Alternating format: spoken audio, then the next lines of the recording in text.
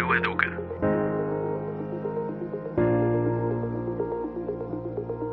Ministerio de Educación.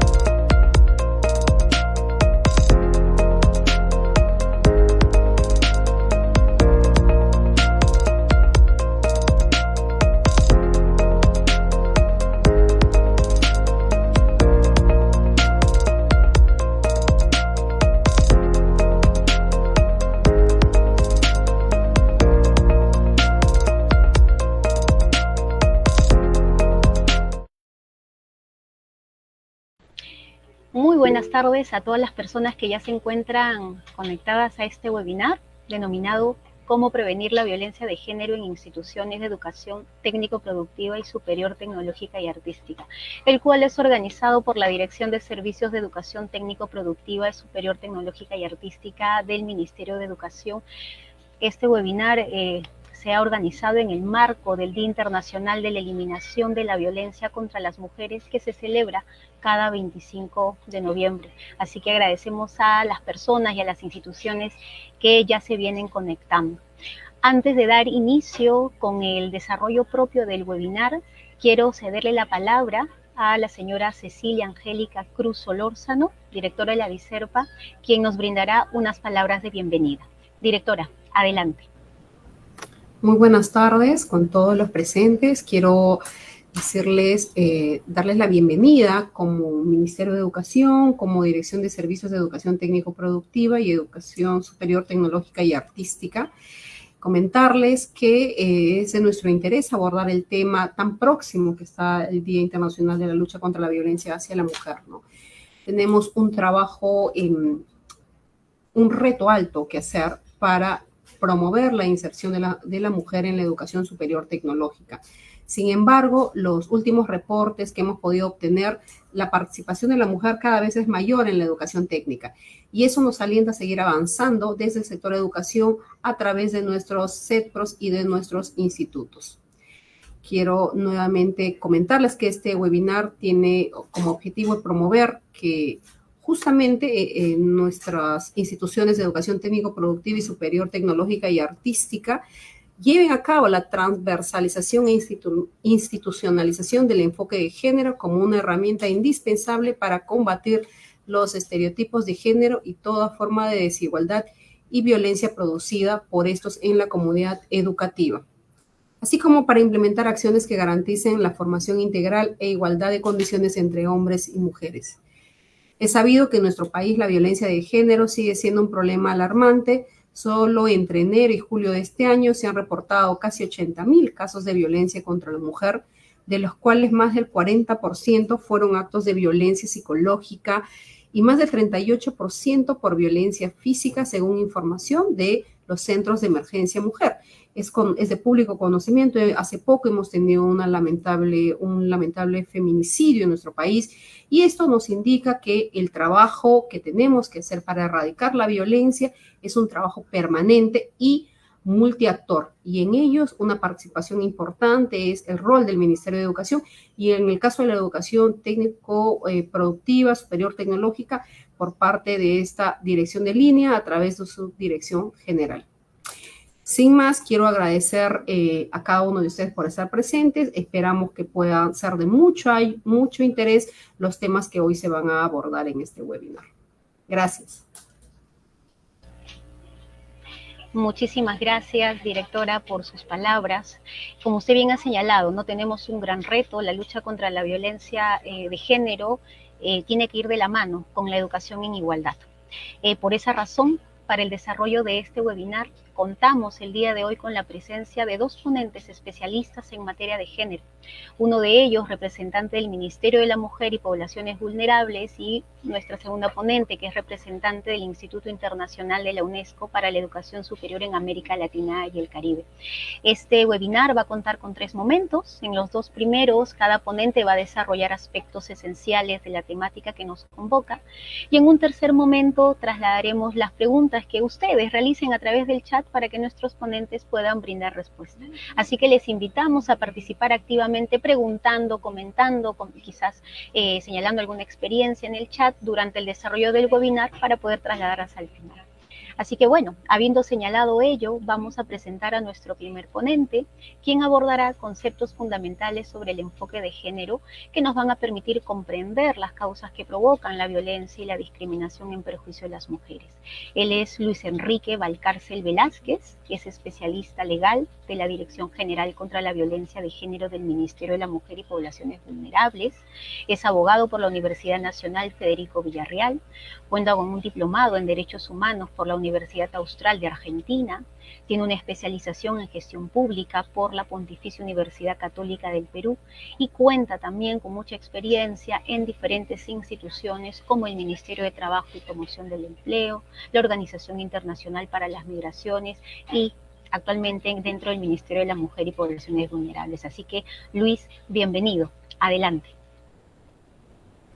¿Qué tal? Muchas gracias por la presentación y muy buenas tardes a todas y todos. Voy a empezar a compartir mi pantalla para que podamos observar en detenimiento la información que les estoy viniendo a detallar el día de hoy. En principio, la exposición que vamos a desarrollar es género, violencia y masculinidades, ¿sí? Para poder entender las masculinidades como tal, como una herramienta de prevención de la violencia, vamos a ir paso a paso, definiendo lo que es sexo y también diferenciándolo del género, ¿no? ¿Qué es el sexo biológico? Son las diferencias biológicas, anatómicas y fisiológicas que se pueden percibir físicamente entre hombres y mujeres, ¿no? Y el género, por otro lado, son estas identidades, funciones y atributos que finalmente son construidos socialmente hacia la mujer y hacia el hombre, así como el significado que la sociedad propia le brinda, ¿sí? Estas características son relacionales, son jerárquicas, son cambiantes, es decir, que son modificables en el tiempo, y son contextuales porque varían de acuerdo a la clase, a la etnia, a la edad, etcétera, ¿no? Y esta construcción social y la cultura de género va desarrollándose conforme a diferentes influencias que nosotros vamos adquiriendo conforme puede ser el ambiente laboral, el ambiente de familia, el espacio donde nosotros participamos en nuestra educación, que puede ser el colegio o la universidad, algunos grupos de amigos, la comunidad e incluso los propios medios de comunicación influyen mucho en esta creación propia o esta definición propia de nuestra identidad, ¿no? No es lo mismo la identidad que presenta una persona de la región de Loreto a la identidad que tenga una persona de la región de Arequipa, ¿no? Esto depende mucho justamente de la influencia y del contexto en el cual nosotros nos vamos desenvolviendo y desarrollándonos. En ese sentido, existen estereotipos y roles de géneros definidos hacia lo masculino y hacia lo femenino, que vamos a tomarlo como una suerte de dos caras de una misma moneda, que contienen atributos que están definidamente empleados para lo masculino como lo activo, lo dominante, lo fuerte, y por otro lado a lo femenino se le atribuye esta singularidad de la pasividad, de la fragilidad, de ser dulce, de ser comprensivo. ¿Dónde se puede desarrollar lo masculino? En un rol productivo. Y lo femenino, en un rol reproductivo. Lo masculino, en un espacio público. Lo femenino, en un espacio privado, en un espacio doméstico. Sin embargo, este pensamiento no es inofensivo, ¿sí? Tenemos que tener eso muy claro, porque este pensamiento lo único que está haciendo es legitimar y naturalizar las relaciones asimétricas de poder entre hombres y mujeres. Y finalmente, estas diferencias, que a primera vista son diferencias sexuales entre hombres y mujeres, pueden llegar a ser convertidas finalmente en desigualdades sociales. Y esto lo vamos a entender más adelante, ¿no? Desde el primer momento en que nosotros tenemos la noticia de que un nuevo integrante se va a, a poder nacer, quizás, ¿no? Un niño o una niña, y tenemos esa noticia de parte de nuestra familia. Entonces, ya desde el primer momento nosotros atribuimos el hecho de qué es lo que tiene que usar, qué color se le tiene que pintar su habitación, qué tipo de juguetes tiene que tener, qué tipo de carrera incluso yo le puedo inculcar para más adelante, etcétera, ¿no? Si nace mujer, entonces yo le voy a comprar su muñequito, su cocinita, su platito, sus muñecas para que pueda desarrollarse de esa manera y atribuyéndole siempre o casi siempre el color rosado o colores tenues. Y por otro lado tenemos el pensamiento de, oh, va a nacer hombre, entonces le compro su pelota, su carro, su pistola, su camión, atribuyéndole justamente estos elementos que querramos o no, estamos incluso normalizando lo que acabo de exponer, que son estos estereotipos y roles de género. ¿Por qué? Porque si nosotros atribuimos a la niña el brindarle como primer juguete una cocina o una muñeca, desde ya estamos atribuyéndole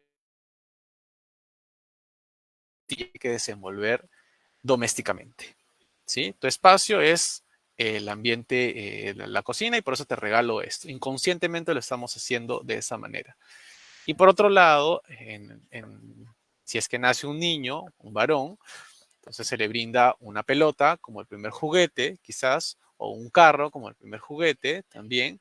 Y esto también tiene un mensaje dentro del mismo, que es una pelota, ¿dónde la juegas? La juegas fuera del hogar.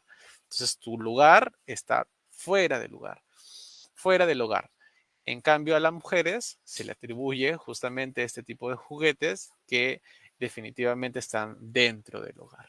Entonces, hay esa dicotomía que, querramos o no, ha sido muy normalizada a lo largo de los años, pero es importante reconocerla. ¿Y reconocerla para qué? Para poder implementar nuevas políticas, nuevas estrategias o nuevos tipos de educación que finalmente puedan erradicar estas diferencias sociales existentes dentro de nuestra familia o dentro de nuestra comunidad. ¿Sí?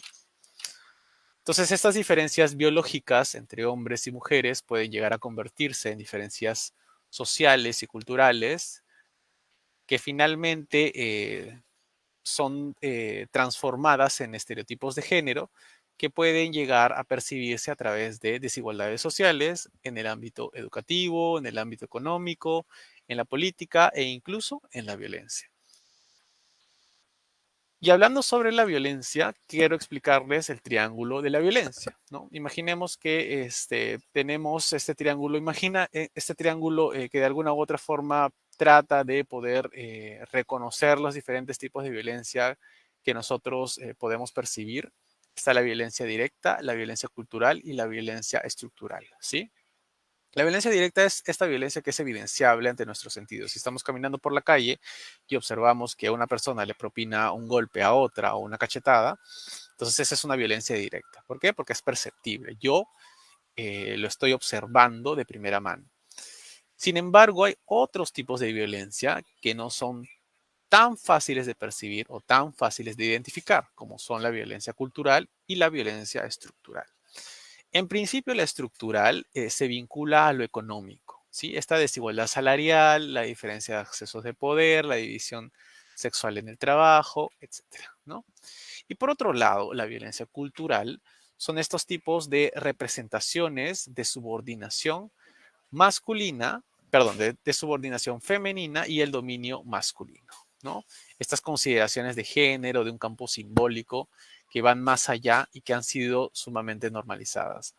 Si, por ejemplo, estamos en una reunión de trabajo y el jefe del área le señala a Juana que tiene que anotar todo lo que él dice por el hecho de ser mujer, entonces ahí estamos teniendo una violencia normalizada durante el ambiente laboral y que finalmente se le está atribuyendo solamente por el hecho de ser mujer a tener que anotar todo lo que el jefe está diciendo, ¿no? A pesar de que no sea una de las actividades que ella realiza por ser profesional, ¿no? Entonces, la ley 30364, que es la ley para prevenir, sancionar y erradicar la violencia contra las mujeres y los integrantes del grupo familiar, reconoce 4 tipos de violencia: la violencia física, la violencia psicológica, la violencia sexual y la violencia económica o patrimonial. Entonces, estos 4 tipos de violencias están ya reconocidas por el Estado peruano y se pueden manifestar a través de modalidades de violencia, ¿sí? La modalidad de violencia, por ejemplo, de la violencia sexual, puede ser la violación sexual, puede ser el hostigamiento sexual, tocamientos indebidos, etcétera, ¿no? De la violencia psicológica, lo mismo, también puede ser algún tipo de violencia a través de gritos, de insultos que se le haya brindado hacia las mujeres por su condición de tales o por las acciones que estén realizando en ese preciso momento. Y la violencia física a través de quizás las lesiones leves, las lesiones graves que se puedan propinar hacia las mujeres también, ¿no? Entonces, para poder justamente erradicar este tipo de violencia o disminuirla en un mayor contenido, es que presentamos como herramienta las nuevas masculinidades. Las nuevas masculinidades, o qué son las masculinidades en su conjunto, son actitudes, son valores, son comportamientos que son considerados socialmente aptos, ¿sí? ¿Para quiénes? Para los hombres, en el cual los hombres encuentran un sentido individual y colectivo e intentan justamente procurar una asignación en el modelo genérico. ¿Qué quiere decir esto? Supongamos que hace 50 años estaba sumamente normalizado el hecho de que los hombres sean las únicas personas que brindan el sustento económico en el hogar.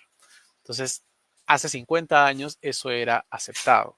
Sin embargo, ahora, con los avances en materia de derechos humanos, de promoción de derechos de las mujeres, del enfoque de género, del enfoque interseccional que estamos teniendo a lo largo de todas nuestras instituciones y la prevención de la violencia como tal, tenemos otro tipo de perspectiva, ¿no? Y esta perspectiva es mucho más amplia, mucho más empática de poder recibir quizás los aportes de tanto de los hombres como de las mujeres para poder continuar con la prevención de la violencia, ¿no?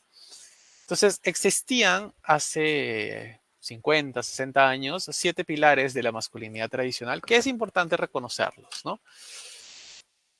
La autosuficiencia, ¿no? El pedir ayuda es de viejas, que finalmente el hombre, por el hecho de ser hombre, simplemente va a desarrollarse individualmente y se tiene que desarrollar de esa manera porque, por el hecho de ser hombre, ¿no?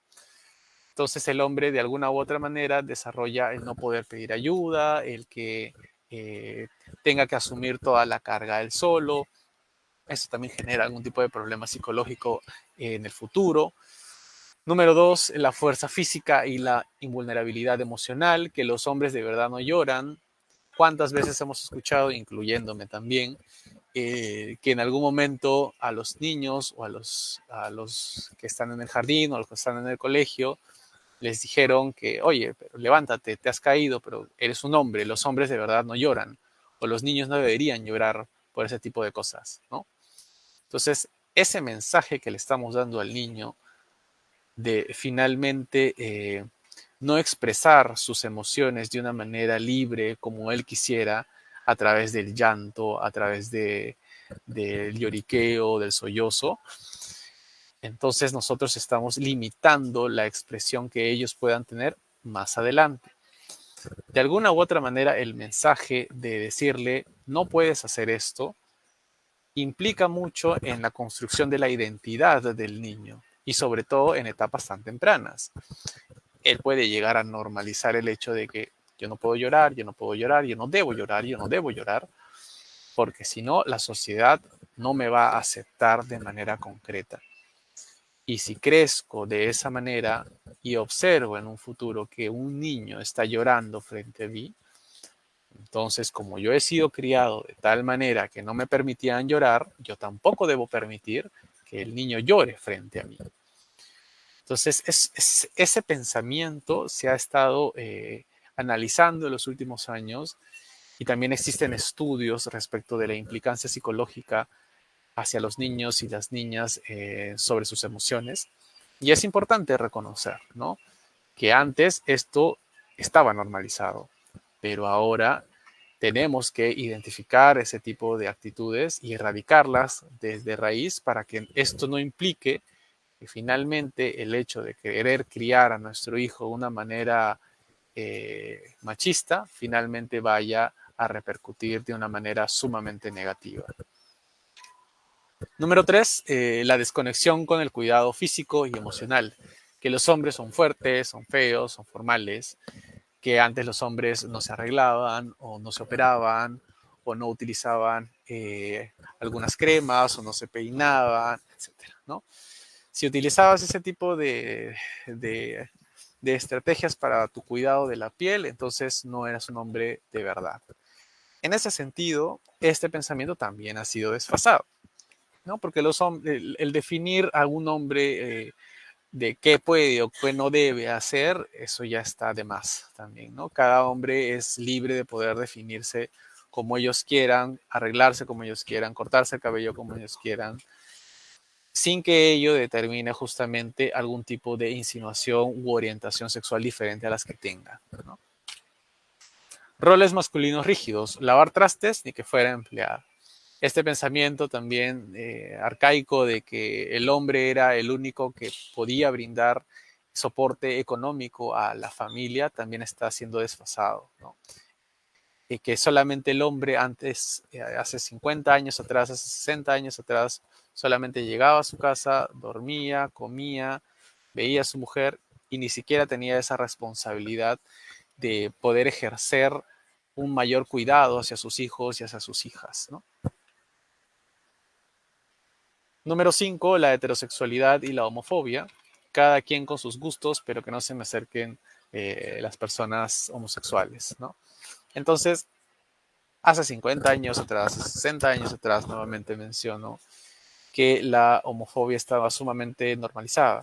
Sin embargo, ahora existen justamente nuevas tendencias de poder incluir a todas las personas en la identidad de género que ellas quieran, porque finalmente es la expresión que ellos tienen y nosotros no somos nadie para poder limitar la expresión que finalmente ellos quieren dar a relucir, ¿no? Número 6, la hipersexualidad, que un hombre de verdad le tira onda a todas las mujeres. Ese pensamiento también arcaico de que si un hombre está con muchas mujeres a la vez es más hombre, o si yo tengo en mi WhatsApp a 6 mujeres con las cuales yo converso todos los días con ellas y tengo relaciones con ellas, en ese sentido eso me va a hacer más hombre, pues definitivamente no, ¿no? Ese tipo de pensamientos incluso están atentando en contra de la propia salud sexual que pueda tener una persona y también de la propia visión que se tiene como una persona que respeta incluso los derechos de las mujeres, ¿no?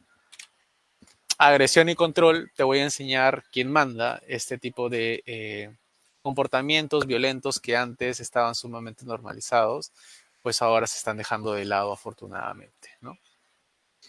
¿Cuáles son los servicios de esta masculinidad hegemónica, esta masculinidad tradicional? ¿Qué quieren los hombres en sus relaciones de pareja? Que la pareja lo atienda, que la pareja lo entienda, quieren ser los que dirigen la relación, quieren que la pareja dependa de él, quieren que la pareja tenga hijos. ¿Qué es lo que temen finalmente? Temen a ser dominados, temen a que la esposa pueda ser independiente, temen a que la esposa tenga relaciones con otra persona, a no rendir sexualmente. Y estos costos finalmente son muy perjudiciales, no solamente en la familia, sino en nuestra sociedad como tal, porque existe una paternidad ausente, niños, niñas y adolescentes dejan de ir a la escuela, dejan sus estudios por el hecho de violencia dentro de la familia, existe un riesgo en el cuidado a la salud, un deterioro de la salud emocional y mental. Si el padre ejerce violencia en contra de la mujer y el niño observa este tipo de violencia, la va a normalizar y la va a ejercer en contra de otros compañeros del mismo jardín, del mismo colegio, del mismo espacio laboral, etcétera, ¿no? Relaciones afectivas que conducen finalmente a la soledad, precarias relaciones sociales al interior de su familia, no le tienen confianza al padre, menos a la madre. Entonces, ese tipo inestabilidad familiar va a repercutir necesariamente en el crecimiento de los hijos y de las hijas que forman parte dentro del seno familiar, ¿no? Elevados niveles de estrés y el incremento de violencia hacia mujeres, hacia niños e incluso hacia otros varones. Cabe precisar, cabe precisar que los hombres no son violentos por naturaleza, ¿sí? Reconocemos y valoramos que existen hombres que no violentan e incluso apuestan por una igualdad de género. Lo importante aquí es que revisemos las prácticas de los hombres desde un enfoque de género que va a poder permitir revisar lo que está en juego, que es el poder, ¿no? ¿Y por qué un hombre ejerce violencia contra una mujer? Se preguntarán. ¿Cuál es esta lógica de violencia masculina existente? Los hombres ejercen violencia para poder sostener su autoridad masculina y su propia virilidad como expresión de poder. La violencia contiene un claro mensaje hacia las mujeres sobre lo que puede ser o hacer y frente a lo que se espera que ella haga. El ejercicio de la violencia puede ser muy hostil o muy sutil, pero la lógica se mantiene, ¿no? Que es el ejercicio de poder controlar y de dominar. Y muchos quizás se preguntarán, ya, pero el hombre también sufre de violencia en contra de la mujer. Y mi respuesta principal es, casi el 90% de los casos de violencia en el Perú son ejercidos en contra de las mujeres. Por lo tanto, ese mínimo porcentaje, que también lo sufren los varones, cabe precisar, también está siendo atendido, pero sin embargo, el foco de la atención tiene que ir de lleno a la lógica de la violencia contra las mujeres, porque está existiendo una oleada de violencia en contra de ellas que tenemos que ir reduciendo y que tenemos que ir luchando poco a poco a través de políticas públicas, de capacitaciones, de análisis propio de la situación en las regiones, de la normalización de la violencia, ¿no? ¿Por qué? Porque esta violencia, aunque pueda ser muy imperceptible a través de micromachismos en el colegio, en el ámbito laboral, en un ascensor incluso, pueden convertirse en violencia verbal. Esta violencia verbal puede escalar a violencia psicológica. Esta violencia psicológica puede convertirse en violencia física y esta violencia física podría llegar a un feminicidio, que es lo que queremos evitar a toda costa, ¿no? Entonces, para poder de alguna u otra manera combatir estos hechos de violencia o esta situación de violencia existente en nuestro país, existen las nuevas masculinidades, ¿no? Estas nuevas masculinidades que proponen el replantear la idea de la masculinidad tradicional, de poder desaprender todo esto que les acabo de explicar de estos 7 pilares que antes estaban normalizados y que ahora se tienen que criticar de una manera correcta para que busquemos nuevas alternativas de cómo ser varones y de representar una búsqueda para la igualdad en el mundo, ¿sí? Existe una diferenciación entre la masculinidad tradicional y las nuevas masculinidades. Fomentar que algunas personas, por ejemplo, ejerzan control sobre otras, estaba normalizado anteriormente. Lo que ahora se apuesta es por la horizontalidad, ¿no? El trato correcto, el consenso, las relaciones entre iguales. Anteriormente, las identidades tradicionales de género buscaban demostrar sus propias habilidades y la educación llevaba a los hombres a ser competitivos sin importar el lastimar a otros. Ahora, las nuevas masculinidades buscan que cada persona pueda desenvolverse de una manera concreta sin la necesidad de la confrontación al respecto, ¿no? Algunos mitos de las nuevas masculinidades. Las nuevas masculinidades quieren romper la idea del hombre. Sin embargo, las nuevas masculinidades lo que buscan en realidad es que cada hombre exprese su género como quiera. El machismo solo es perjudicial para las mujeres, falso. Los hombres son víctimas también del machismo. ¿Cómo? Porque una sociedad machista hace que los hombres se sientan que tienen que actuar de acuerdo a un estereotipo y de cómo tiene que ser su género y puedan ser reacios finalmente a mostrar su vulnerabilidad. Solo hay una forma de ser hombre y es contrario a ser mujer. Falso, ¿no? No hay una forma única de ser hombre. Cada hombre es libre de asumir la masculinidad como lo prefiera, según su personalidad, y todas las visiones son válidas para ello. Las nuevas masculinidades solo afectan a los hombres. Falso. Las nuevas masculinidades también afectan a las mujeres. Si cambian los estereotipos de género, las mujeres van a poder ganar el vivir en una sociedad con menos violencia y más igualitaria. Bueno, eso ha sido todo de mi parte. Muchísimas gracias por la atención y estaré atento a cualquier duda o consulta que tengan en el chat. Gracias. Muchísimas gracias, Luis, por abordar estos conceptos fundamentales y aspectos, ¿no?, que hablan acerca de la construcción social y cultural del género. Ello de alguna manera nos recuerda cuán necesario es hablar acerca del enfoque de género, ya que este hace que nos cuestionemos respecto a los estereotipos con que hemos sido educados, ¿no?, hombres y mujeres, y abre la posibilidad de que podamos elaborar nuevos contenidos de socialización y relación entre los seres humanos, ¿no? Tú has dado diferentes ejemplos en el caso de la educación superior tecnológica y artística, la técnico-productiva. Pueden darse muchos ejemplos en donde se excluye a la mujer o se deja de lado a la mujer porque no puede de repente llevar carreras como mecánica, electrónica u otras que son más vinculadas, ¿no?, a estos estereotipos de género que se asignan a los varones, en fin, ¿no? Entonces es importante reconocer la importancia de la aplicación del enfoque de género, ya que radica en estas posibilidades que nos ofrece para comprender cómo se produce la discriminación, la desigualdad y la exclusión de las mujeres y cuáles son las vías para transformar esa realidad. Y justamente una de esas vías transformadoras es la educación, ¿no? Y por esa razón nosotros ahora vamos a presentar a nuestra siguiente ponente, quien nos va a hablar acerca de la educación como una herramienta para frenar la violencia de género. Y antes de presentarla, igual les recuerdo a las personas que están conectadas que pueden escribir sus preguntas o comentarios en el chat, luego nosotros las estaremos trasladando, y aprovecho también para saludar a algunas instituciones como el CETPRO Santa Vicente María, que se encuentra conectado, al CETPRO La Casa del Niño Trabajador de San Martín de Porras, bienvenidos y bienvenidas, al CETPRO San Antonio de Padua también, al CETPRO Juli, muchísimas gracias por su participación. Entonces, bien, voy a presentar ahora sí a Iliana Monti, que es nuestra siguiente ponente. Ella es investigadora principal sobre igualdad de género del Instituto Internacional de la UNESCO por la Educación Superior en América Latina y el Caribe. Ella es magíster en estudios sociales y políticos por la Universidad Alberto Hurtado de Chile. Asimismo, es socióloga por la Universidad Nacional de Villa María, Argentina. Es mentora certificada por el British Council y CITEC. Es presidente de la Red Internacional de Mentoría para Mujeres en STEM. Es directora también ejecutiva del Instituto de Gobierno y Desarrollo Humano y además cuenta con amplia experiencia como docente, investigadora y consultora. Iliana. Muchas gracias, Jesús. Muchas gracias por la invitación también a este importante espacio. Buenas tardes con todos y todas que se han conectado hoy día. Permítanme un minuto que voy a presentar mi pantalla.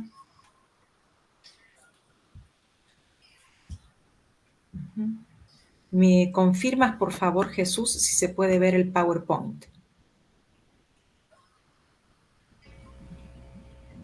Jesús, ¿se puede ver? Todavía no. Se está mostrando la pantalla de esta reunión. Sí, voy a volver a compartir. Ahora sí. Por favor. Ya, ahora sí. Perfecto. Muchas gracias. Sí. Muchas gracias. Bueno, efectivamente, como planteó Jesús, en el marco de lo que nos ha explicado muy bien Luis Enrique, voy a presentar hoy día una charla para que veamos cómo la educación es una herramienta clave para frenar y prevenir la violencia de género, en este caso en la educación superior técnica. Por empezar, si tenemos en cuenta lo que nos ha comentado Luis Enrique, es fundamental este marco de los estereotipos de género que ya vienen desde la crianza, ya vienen desde la familia.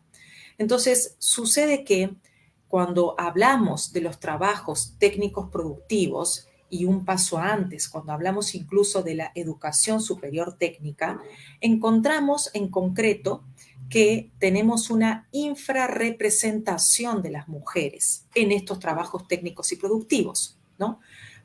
Lo cual es una muestra de las desigualdades que van a afectar las oportunidades de crecimiento personal y profesional de las mujeres, van a afectar su autonomía económica y en general la calidad de vida de la mitad de la población nacional que tenemos, que son mujeres, ¿no? Esta desigualdad o esta falta de oportunidad para que ellas puedan integrarse a este tipo de trabajos técnicos productivos afecta también la posibilidad del desarrollo nacional del país, ¿no? Porque estamos desaprovechando las capacidades de toda esta población femenina, cuyos beneficios podrían ayudarnos a resolver problemas estructurales como la pobreza que afecta a mujeres, hijas e hijos, y por supuesto la violencia contra las mujeres. Pero además, la desigualdad en los trabajos técnicos productivos oculta también una realidad, y es que en la gran mayoría de las familias, tanto hombres como mujeres realizan faenas y actividades productivas juntos. La diferencia en muchos casos es que el hombre ha podido cursar estudios, tiene un título y la mujer no, aunque trabajan juntos estas tareas técnicos productivas, ¿no? Por otro lado, también sabemos que la equidad de género es un principio rector a nivel mundial y también a nivel nacional. Y lo tenemos plasmado, por ejemplo, en el Objetivo de Desarrollo Sostenible número 5, que nos plantea lograr la igualdad entre los géneros y empoderar a todas las mujeres y niñas. Concretamente, nos plantea metas como, por ejemplo, poner fin a todas las formas de discriminación contra las mujeres y las niñas, eliminar todas las formas de violencia que nos acaba de presentar Luis Enrique, velar por la participación plena y efectiva de las mujeres y que tengan la igualdad de oportunidades en la vida política, económica y pública. Esto quiere decir que tengan igualdad de oportunidades para también formar parte de esa fuerza laboral técnica productiva. Y garantizar, por supuesto, el acceso universal a la salud sexual y reproductiva y los derechos reproductivos. Bien, entonces, en este marco, la puerta que se nos abre, y que lo comentaba Jesús también al inicio, es la educación. Esto es muy importante, también lo mencionaba Luis Enrique, los hombres no son violentos por naturaleza. Esto es un tema, la violencia de género es un tema que se transmite y es aprendido, ¿no? Lo que nos abre también la posibilidad de enseñar otras formas de relación que sean pacíficas para prevenir esa aparición de la violencia, ¿no? Luis Enrique lo comentaba en términos de las nuevas masculinidades, ¿no? Entonces, vuelvo a decir, la violencia de género no es algo natural al hombre, a las personas, sino más bien es algo que se aprende y que se transmite desde la infancia, ¿no? Por lo tanto, esto significa que tenemos la posibilidad enorme y única de cambiar esta situación a través de la enseñanza de otras formas de relación entre el hombre y la mujer, ¿no? Y también, como lo veíamos en la presentación de Luis Enrique, la violencia de género está enraizada en sesgos inconscientes, en estereotipos y en formas de pensar y actuar que hemos aprendido desde la infancia, ¿no? Entonces, cuando vemos esto, ahí podemos entender nosotros desde los institutos de educación superior técnica, desde los colegios y desde las universidades, podemos comenzar a darnos cuenta del rol clave que podemos asumir en esta lucha contra la violencia, porque la educación es justamente la herramienta que tenemos para cambiar estas relaciones por unas relaciones más pacíficas. Ahora, pensemos un poco, porque si queremos situarnos desde los institutos de educación superior técnica, desde los colegios, desde las universidades, pensemos entonces cómo podemos darnos cuenta, cómo se presenta esa violencia de género, ¿no? Y aquí les he traído algunas frases, reflexiones que hemos recogido también de muchos estudiantes, docentes y administrativos. Por ejemplo, la veterinaria en el campo es una carrera para hombres.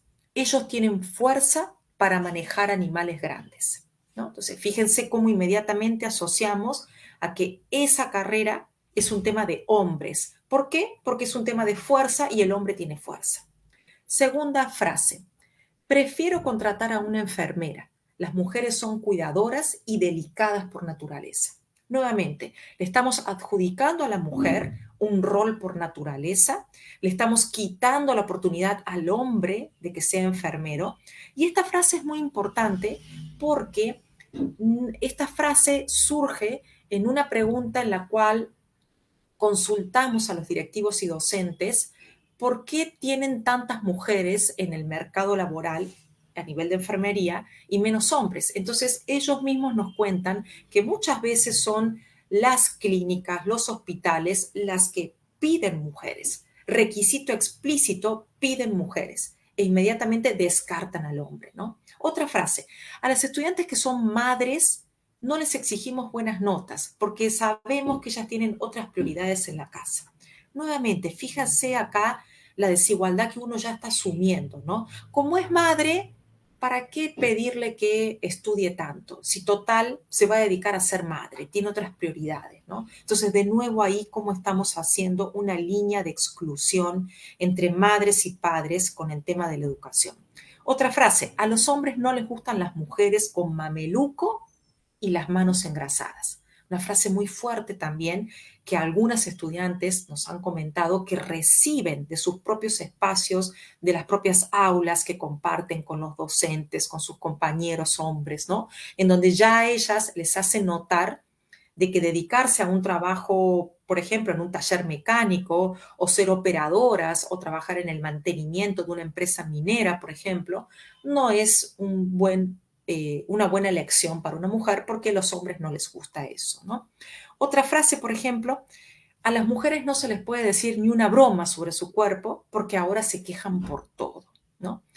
O no fue para tanto, solo le dije a mi compañera que ella es buena para tomar notas, es atenta, es detallista, en cambio yo soy bueno para dirigir. Así somos los hombres. Otra frase, mi padre no quiere que estudie arte porque el hombre debe tener un buen ingreso económico ya que él es el sostén de la familia, ¿no?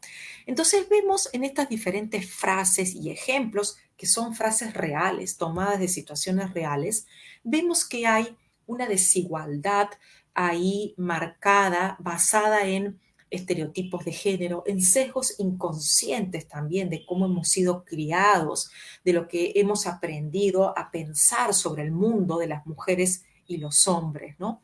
Y que poco a poco se transforma en esto que también mencionaba Luis Enrique, en estas microagresiones, ¿no? En esta idea de que la violencia de género se normaliza, parece algo normal, ¿no? Por ejemplo, cuando uno dice, bueno, no fue para tanto, ¿no? O cuando uno dice, sí, lo que pasa es que no le gustó el chiste porque está sensiblona, y está sensiblona porque está con su regla, por ejemplo, ¿no? O ahora no le puedes hacer ni una broma a las mujeres, o el problema está en la ropa que usas. Entonces, ese tipo de frases que las escuchamos en nuestras aulas, en los recreos, en los pasillos de nuestras instituciones, esconden microagresiones, que como muy bien nos explicaba Luis Enrique, esas microagresiones van a ir escalando si no hacemos algo antes para reflexionar y desaprender ese tipo de estereotipos y aprender nuevas formas de relacionarnos, ¿no? Entonces, es cuando esa violencia de género la hemos normalizado, pasa desapercibida o decimos, bueno, tampoco es para exagerar, no es para tanto. Cuando tomamos esas decisiones en nuestros institutos de educación, estamos entrando ya en un problema, porque como muy bien nos explicó Luis Enrique, esas microagresiones van a seguir escalando y se va a poner más complejo y difícil frenarlo después, ¿no? Entonces, ¿qué es lo que pasa? Que en nuestra educación, en nuestros institutos, terminamos de manera involuntaria muchas veces reproduciendo los estereotipos de género, porque sabemos que todo esto viene desde la familia, desde la crianza. Entonces nosotros recibimos mujeres y hombres estudiantes, mujeres y hombres docentes, mujeres y hombres administrativos, que vienen ya con su forma de pensar, con sus estereotipos, ¿no? Y todo eso lo tenemos en nuestro instituto. Y si no hacemos algo para frenar esto, vamos a terminar reproduciendo estereotipos de género, ¿no? En concreto, reproducimos modelos de feminidad asociados, como muy bien lo decía Luis Enrique, a lo doméstico, a lo débil, a lo delicado, a lo pasivo, versus modelos de masculinidad vinculado a la virilidad, a la autoridad, a la fuerza. Entonces, en nuestro instituto, ¿qué es lo que tenemos? Tenemos estudiantes que estudian veterinaria, agronomía, mecánica, mujeres que estudian enfermería, costura, corte y confección, diseño, gastronomía, ¿no es cierto? Entonces, ¿por qué se da esa división sexual de los estudios? Porque todo eso viene ya desde la familia. El punto es, ¿qué hacemos nosotros como Instituto de Educación Superior Técnica para utilizar la educación para cambiar estos esquemas de desigualdad, ¿no? Lo primero es preguntarnos cómo podemos ver lo que parece invisible, esas microagresiones, esas cuestiones sutiles, ¿cómo podemos verla? Bueno, lo primero es cambiar los lentes, ponernos otros lentes para conocer bien qué es el enfoque de igualdad de género, que ya lo ha presentado Luis Enrique. Conocer muy bien ese enfoque y a partir de eso poder trabajar juntos, de la mano, con toda la estructura que tenemos en el Instituto de Educación, con directivos, con docentes y con administrativos, para plantear muy bien los lineamientos para la gestión de convivencia en las instituciones y para la prevención y atención de la violencia con protocolos claros, protocolos que se activen cuando se tengan que activar. Los directivos, docentes y administrativos deben reflexionar primero ellos sobre sus propias actitudes, porque como decimos, ellos también vienen desde una crianza con estos patrones, ¿no?, de masculinidades tradicionales. Entonces, primero es que los adultos que están a cargo de las aulas, de la parte administrativa y de la dirección, reflexionen ellos mismos también sobre estas nuevas masculinidades. Luego, poder propagar la cultura del reporte y de la denuncia efectiva, brindar espacios de confianza, de seguridad, de que estos temas se puedan hablar sin miedo, ¿no? Me voy a apurar un poco más antes que me gane el tiempo. Entonces, tenemos que tener en cuenta que para poder accionar, para poder generar el cambio hacia la igualdad de género, vamos a tener que actuar en todos los niveles que tenemos en nuestra organización. Y acá les muestro en esta figura 4 niveles: institución, organización, grupo y persona, ¿no es cierto? A nivel de institución, tener mucho conocimiento con todo nuestro grupo docente, administrativo y directivo de las políticas del ministerio, de los lineamientos y la normativa que tengan que ver con el enfoque de género y la prevención de la violencia. A nivel ya de organización, es decir, de nuestro Instituto de Educación Superior Técnica, reflejar todos estos lineamientos y políticas en el proyecto educativo institucional, en los procesos, ¿no?, de cómo vamos a actuar con protocolos, con educación, con formación y la misma cultura organizacional. Una cultura de confianza, de reflexión, de comunicación transparente, una cultura sin miedo, ¿no? A nivel de grupo, estamos hablando el grupo, me refiero a el grupo en el aula, el grupo de los cursos determinados de la currícula, el grupo de administrativos, etc. A nivel de grupos, también tenemos que trabajar la comunicación efectiva, transparente, las responsabilidades y las tareas que cada uno va a asumir para poder hacer la gestión del cambio de igualdad de género. Y por último, a nivel de personas, tener en cuenta las creencias, actitudes y motivaciones que trae cada uno desde la casa y que tenemos que reflexionar sobre eso. Por último, les quiero dejar solamente a nivel motivacional que estos cambios sí se pueden dar. Y por ejemplo, aquí estamos viendo en pantalla experiencias de éxito de cómo se ha incorporado el enfoque de género en otros institutos de formación técnica, ¿no? En este caso, es ejemplos en Bolivia, en diferentes departamentos del país de Bolivia, en donde vemos cómo Para empezar, directores, docentes y administrativos conocen y aplican el enfoque de género, comienzan con un decálogo de cómo promover la equidad de género en su institución, han puesto aquí una serie de principios visibles para toda la institución y luego cada docente en las aulas va a trabajar de acuerdo a su materia en incorporar el enfoque de género. Por ejemplo, los cursos que tienen que ver con el uso de Excel o el uso de estadísticas ponen como tareas a los alumnos trabajar estadísticas de género. En el caso, por ejemplo, de cursos de sociales, les piden a los estudiantes hacer un diagnóstico, como se ve acá en la foto, de tradicionalmente cuáles son las carreras que se ven para hombres, para mujeres, y en el medio, cómo podríamos entonces cambiar esta realidad. También pueden ver aquí fotos de aulas que han sido adaptadas, ¿no? Para crear ese clima de confianza, de equidad de género. Y por último, en estas fotos, bajo la misma experiencia que les estoy mostrando, pueden ver también que es necesario involucrar a otros actores fuera de la institución de educación técnica. Por ejemplo, para hacer campañas de orientación vocacional sin sesgo de género, en donde vemos aquí fotos de carreras. Por ejemplo, típicamente gastronomía, que se suele ver una mujer, aquí vemos hombres promocionando la carrera y así sucesivamente. Y por último, aquí vemos cómo los institutos también se pueden involucrar en la conmemoración de fechas cívicas con la municipalidad, con los padres de familia y también, algo muy importante, no dejar pasar las noticias que tienen que ver con violencia de género. Cada situación que tenemos en la ciudad, en el pueblo o en el país que está relacionado con violencia de género, tratarlo también en las propias aulas y en el instituto. Bien, entonces estos son algunos ejemplos motivacionales de cómo nosotros, desde los institutos de educación superior técnica, podemos también hacer mucho para esta gestión del cambio por la igualdad de género. Muchas gracias.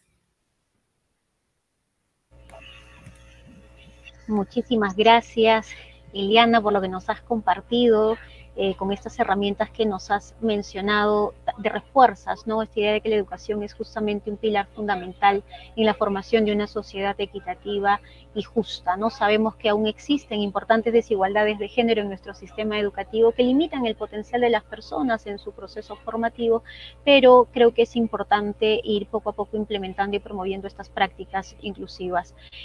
Vamos a pasar a este último momento en donde vamos a trasladarles algunas preguntas que han surgido en el chat, pero antes quiero aprovechar para saludar también a otras instituciones que ya se encuentran conectadas. Tenemos al CET Copalpa, bienvenidos, a Rosa Virginia Paleter de Trujillo, a Santa Joaquina de Vedura, Yauyus Juan Gascar, a San Pedro de Pirca, ¿no? Al CET Pro Los Morochucos también, al CET Pro Nopoqui Atalaya. Muchísimas gracias por estar conectados a este webinar sobre esta temática tan importante. Voy a primero a trasladar una pregunta para Luis.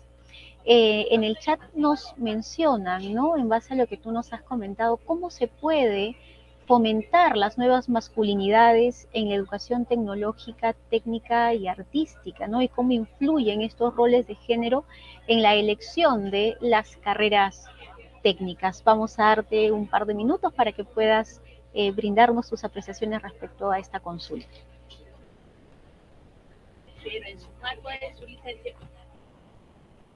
Sí, muchas gracias por las preguntas. En realidad quería justamente hacer mención a la incorporación de la perspectiva de género, quizás en los currículos, ¿no? De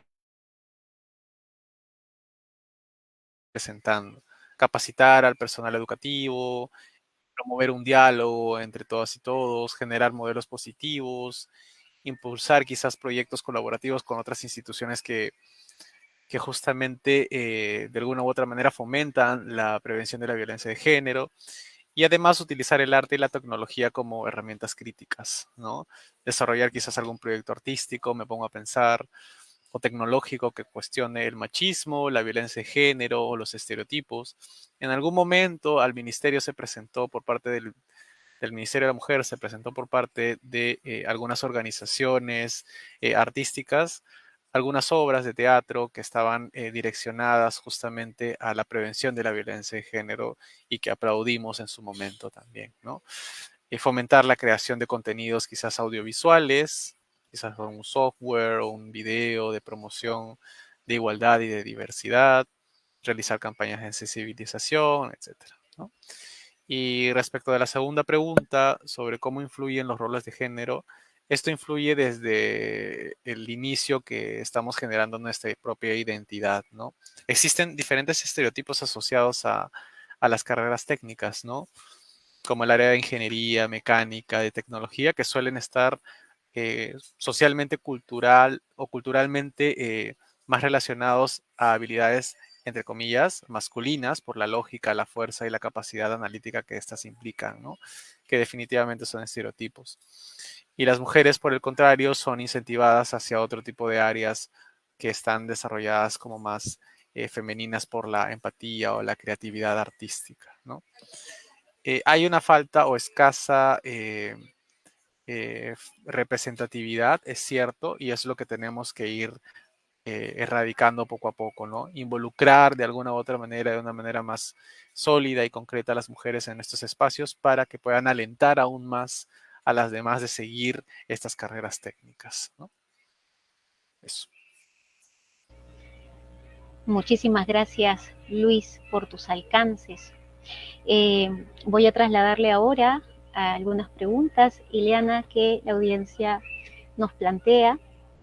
Ellos nos dicen si es que se pueden brindar algunos ejemplos o sugerencias, ¿no?, respecto a qué herramientas se pueden implementar para fomentar y transversalizar el enfoque de género en la educación superior tecnológica y técnica. ¿Cuáles serían esas principales herramientas o qué elementos o documentos o protocolos se podrían implementar en estas instituciones para una adecuada implementación y transversalización?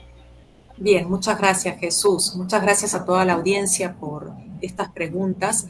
En la presentación que realicé les traía el ejemplo de lo trabajado en Bolivia. A mí me gusta mucho ese caso de éxito, que es un caso que se trabajó en varios departamentos, porque ahí se puede ver esto que les señalaba de trabajar el cambio a nivel integral, es decir, no solamente ver un árbol, sino todo el bosque, ¿no? Ver a nivel institucional, efectivamente, tenemos que conocer muy bien desde nuestro sector, desde el Ministerio de la Mujer, Ministerio de Educación, cuáles son esos lineamientos, políticas y protocolos que nos ofrece el Estado para poder implementar en nuestras instituciones. Eso como cuerpo directivo lo tenemos que conocer muy bien, pero también lo tenemos que hacer conocer con todo nuestro cuerpo docente y administrativo. A partir de ese bloque más macro, ¿no?, tenemos que empezar a trabajar y a comprometernos como organización. En este ejemplo que les mostraba, por ejemplo, lo que han hecho los institutos es transcribir un decálogo, que es un conjunto de principios sobre esa misión y visión que tiene la institución, sobre cómo va a cambiar esa desigualdad de género dentro de su institución. Y a partir de eso, diseñar una serie de herramientas que su equipo docente y administrativo se compromete a aplicar. Por ejemplo, a nivel de las clases, ¿no?, a nivel de los cursos, de toda la parte curricular, cada docente puede destinar una carga horaria para trabajar el tema de género y lo puede adecuar. En las carreras de computación, por ejemplo, pueden pedir que sus estudiantes hagan tareas en donde se trabajen las estadísticas a nivel de género, sobre los ingresos, sobre las oportunidades laborales, remuneraciones, etc. A nivel, por ejemplo, de las carreras gastronomía, corte y confección, de belleza, de enfermería, se le puede pedir a los estudiantes que reflexionen y discutamos en el aula por qué tenemos tantas mujeres y menos hombres. ¿Cuáles son esos patrones tradicionales por los cuales creemos que esto es para mujeres o para hombres, ¿no? A nivel de las campañas para poder atraer más estudiantes, ¿no? También tenemos que tener ahí muy consciente los estereotipos de género. ¿Qué estamos usando en nuestros folletos, en nuestros brochures, en nuestro material de difusión?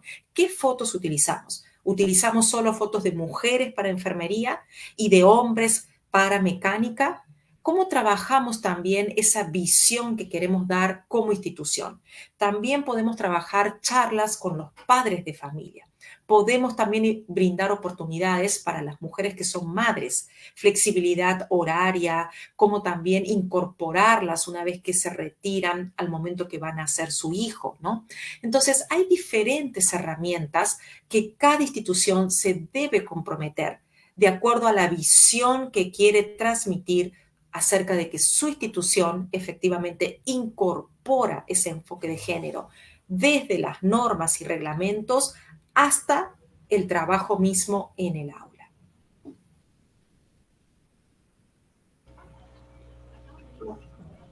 Muchísimas gracias, Eliana. Ya estamos llegando al final de este webinar. Quiero agradecerles a ustedes dos, Eliana, Luis, por sus valiosos aportes y muchas gracias a todas las personas que nos han acompañado el día de hoy. No olvidemos que la educación cumple un rol trascendental en la eliminación de estereotipos generadores de desigualdades y violencia. Así que todavía como sector tenemos un gran reto porque debemos seguir trabajando, ¿no? Y es importante siempre tener en cuenta que el enfoque de género en la educación busca justamente abordar estas desigualdades, promoviendo un ambiente de aprendizaje. Todo eso. Nuevamente muchas gracias a ambos y a todas las personas conectadas, así que será con nosotros hasta una próxima oportunidad.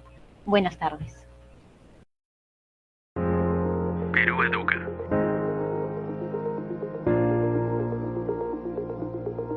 Ministerio de Educación.